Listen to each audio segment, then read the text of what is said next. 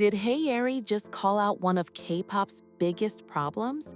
Is Kim Garam officially making her comeback to the entertainment industry? Could smaller K-pop companies finally have a chance to compete with the giants? And after years of disappointment, did BTS just receive the biggest Grammy opportunity of their entire career? We have a lot to talk about today, so let's get started. First up, Hyeri is finding herself at the center of a huge conversation online, and honestly, a lot of fans are saying what happened shouldn't have happened in the first place. Recently, Hyeri kicked off her Asia fan meeting tour, and everything seemed to be going well. Fans were excited to see her performing again, and videos from the event quickly started spreading across social media. But instead of focusing on the performances, some people decided to focus on her body. As clips from the event gained attention, certain online users began criticizing her appearance. The comments quickly turned into body shaming, with some people questioning whether she was maintaining the physical standards expected of a celebrity. And this is where things got frustrating for a lot of fans. Instead of staying silent, Hyeri responded directly. She shared her thoughts with fans and questioned why being extremely slim is often treated as a requirement for being considered professional. Honestly, that's a question a lot of people have been asking for years. Why is professionalism so often connected to body size? Why do female idols seem to face endless scrutiny over their appearance no matter what they do?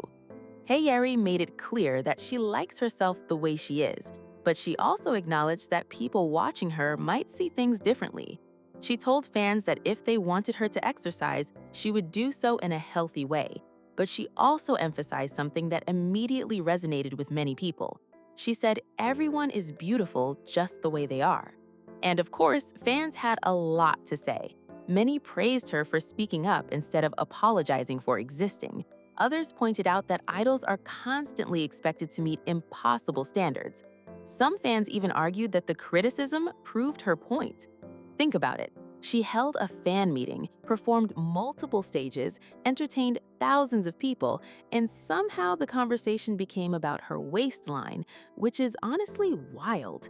At the same time, there were also people who felt that celebrities naturally face appearance-based expectations because their image is part of their profession.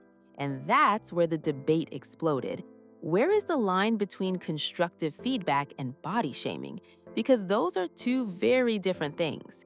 What made the situation even more interesting is that Hyeri later shared photos of the outfit that had been criticized. Many fans saw that as a subtle response to the negativity. Not an angry response, not a dramatic response, just confidence. And honestly, a lot of people respected that.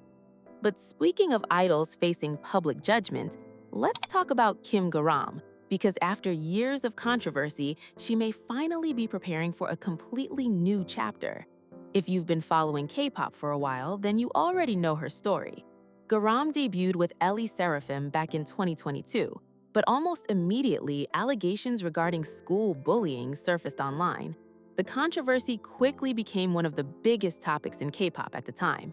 Within weeks, her activities were suspended. Not long after that, she left the group completely. Since then, she's mostly stayed away from the spotlight, which is why this latest update surprised a lot of people. A management company has officially signed her as an actress, not as an idol, not as a singer, as an actress. According to the agency, they were impressed with her dedication, her attitude, and the effort she has been putting into developing new skills. Apparently, she's been studying acting, learning languages, practicing guitar, and focusing on self-improvement over the past few years. She also enrolled in university and recently launched a YouTube channel where she's been sharing parts of her daily life and acting practice. Now, naturally, the internet exploded. Some people see this as a second chance. Others aren't convinced. Supporters argue that she spent years rebuilding her life and deserves an opportunity to move forward. Critics argue that her past controversy shouldn't simply be forgotten. And honestly, this conversation isn't unique to Garam. Every time a celebrity attempts a comeback after controversy, the same question appears. How long should someone be defined by their worst moment? There isn't an easy answer. That's why reactions remain so divided. Some fans are excited to see what she does next. Others say they're not ready to support her. And with acting being a very different industry from idol activities, it'll be interesting to see how the public responds moving forward. But while fans debate second chances, something much bigger may be happening behind the scenes of the K-pop industry itself, because the Korean government just made a move that could completely change opportunities for smaller companies. For years, conversations about K-pop have mostly centered around HYBE, SM, JYP, and YG.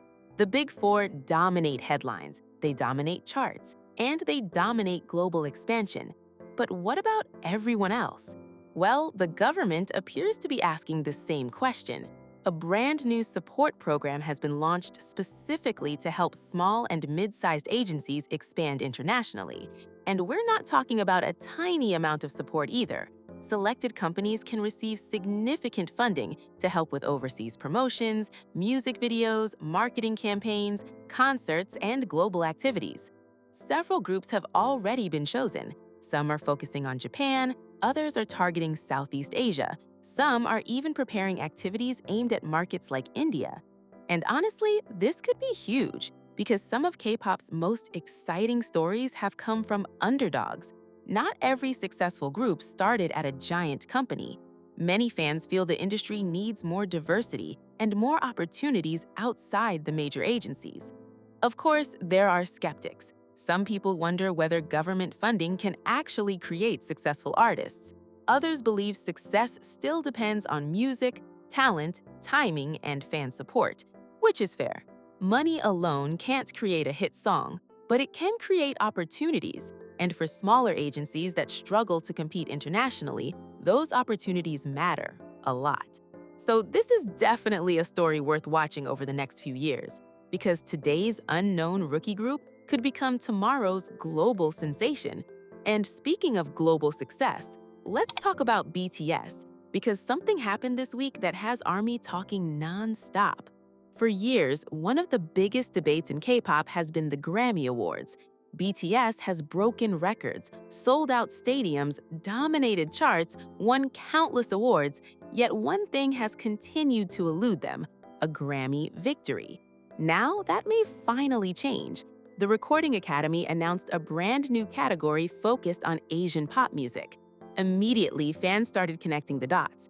BTS is one of the most successful Asian music acts in history.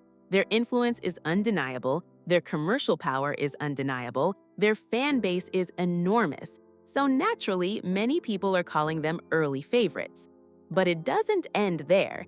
The new category comes with specific requirements. Songs must make meaningful use of an Asian language. That detail is important because BTS's major hit, Swim, is primarily English language. That means other tracks from the Arirang album could potentially become stronger Grammy candidates. Now, this sparked a huge debate online. Some fans were celebrating, others had mixed feelings. One side argued that a Grammy win is a Grammy win, simple as that. The other side argued that BTS should be competing for the biggest categories alongside everyone else. And honestly, I can understand both perspectives. After everything BTS has accomplished, many fans want recognition at the highest level possible. At the same time, creating more opportunities for Asian artists isn't necessarily a bad thing. Representation matters, recognition matters, and if this category helps more Asian artists receive Grammy acknowledgement, that's significant.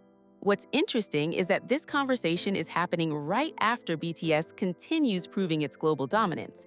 The group has already achieved another major American award victory recently and remains one of the most powerful acts in the world.